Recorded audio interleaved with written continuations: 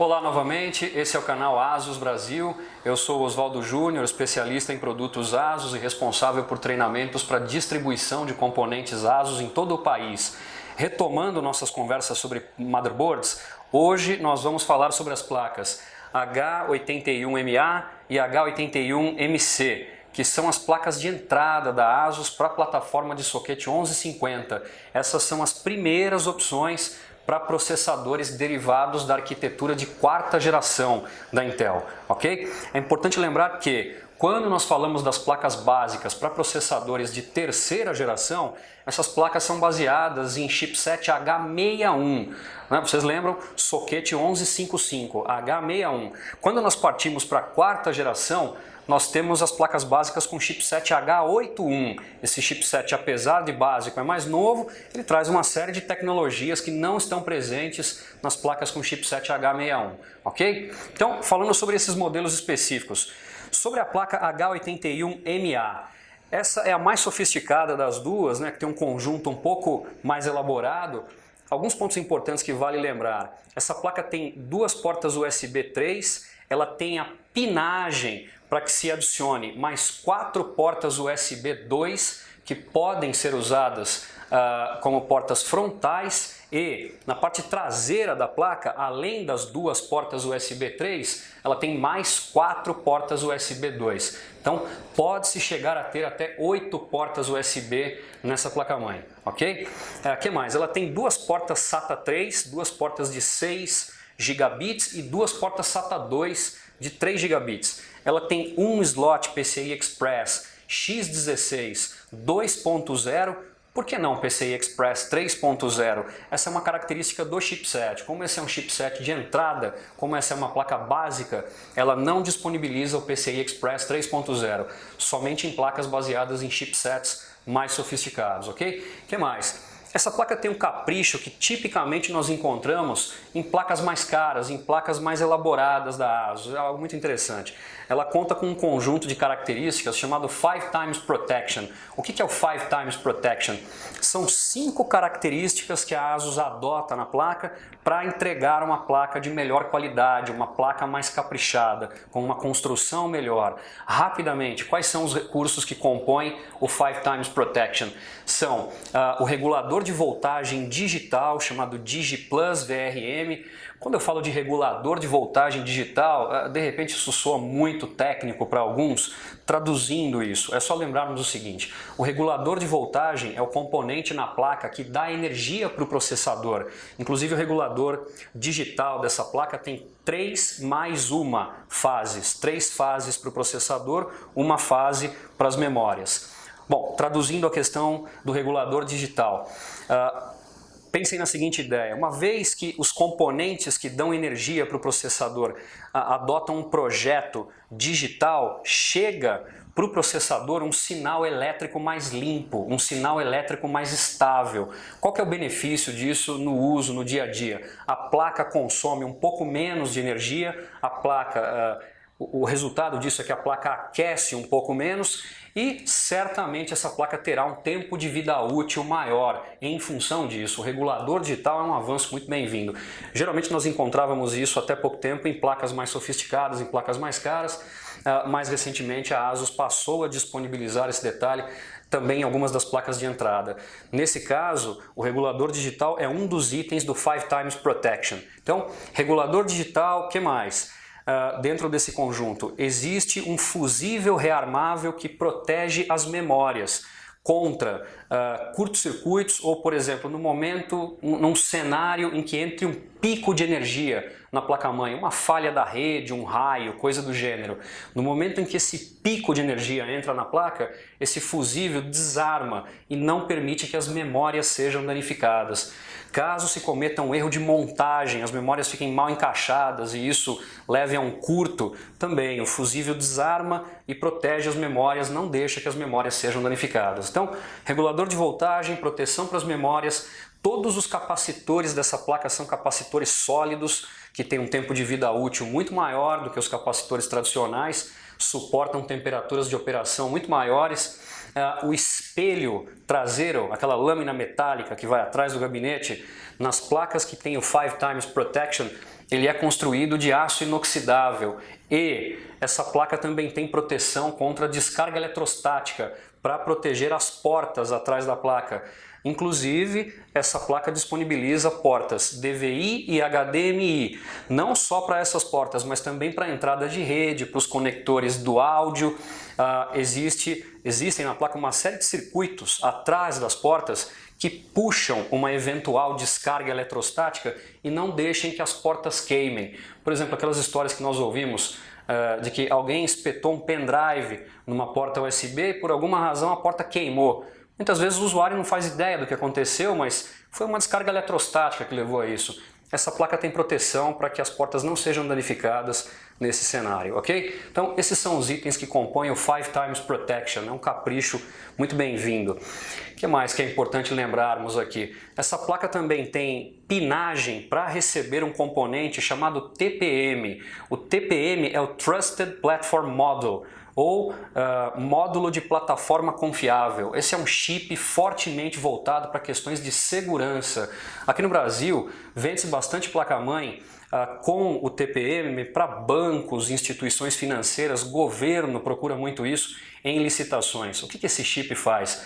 Uma vez que você tenha software capaz de usá-lo no PC, esse chip cria uma área protegida, ok, por criptografia forte, onde são manipulados as suas chaves criptográficas, os seus certificados digitais e as suas senhas. O TPM é algo muito importante para essas empresas que eu mencionei. E não só elas têm se interessado pelo TPM nos últimos tempos. Tem surgido empresas também de menor porte perguntando pelo TPM. Ok? Então, além desses itens que eu mencionei, existe um outro ponto que é muito interessante. Eu tenho certeza que esse é um dos pontos que mais vai chamar a atenção com relação à H81MA.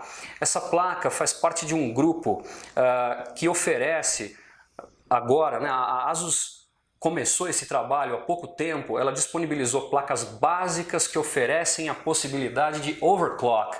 Okay? O nome dessa iniciativa é Mainstream Overclock. O que eu quero dizer com isso? Quando eu falo mainstream são as placas de volume, as placas medianas que vendem bastante. Não me refiro a placas super caras voltadas para nichos específicos, placas de volume. Então, Mainstream Overclock. Eu tenho certeza que muitos de vocês estão acostumados a associar overclock a placas como a Z97M Plus, sobre a qual nós falamos recentemente aqui no canal ASUS. Geralmente overclock está disponível em placas baseadas em chipsets Z97, mais recentemente agora no X99, são essas tipicamente as placas voltadas para os entusiastas de overclock.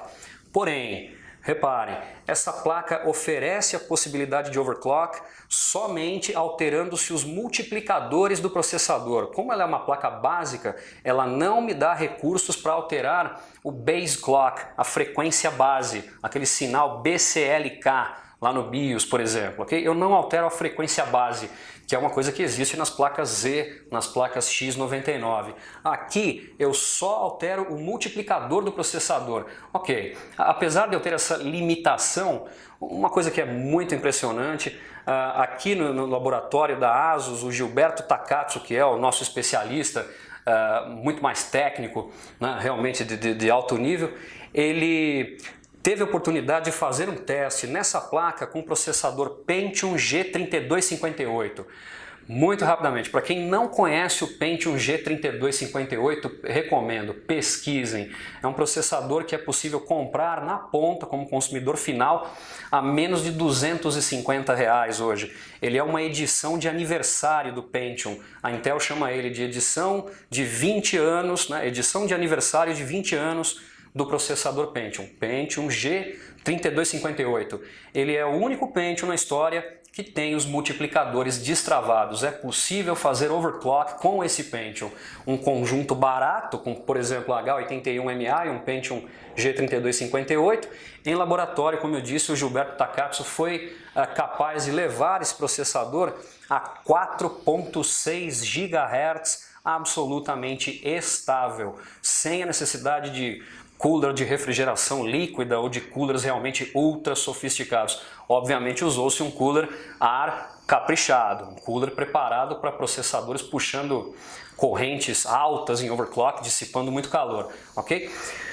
Um outro detalhezinho técnico, como esse processador Pentium G3258 tem um TDP baixo de só 53 watts, enquanto, por exemplo, um Core i7 4790K tem um TDP de 88 watts, reparem que o Pentium tem um pico de consumo que é quase a metade desse valor.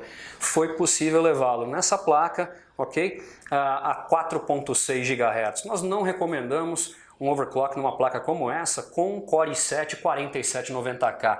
Como ele é um processador de 4 núcleos e certamente vai puxar uma corrente muito alta no overclock, e essa placa tem um regulador de voltagem com 3 fases para o processador, nós acreditamos que para o Core i7 é preciso uma placa mais elaborada, uma placa mais sofisticada.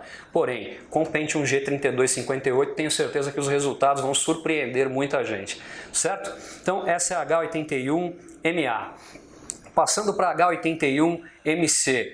Essa já é uma placa associada tipicamente a projetos de automação comercial.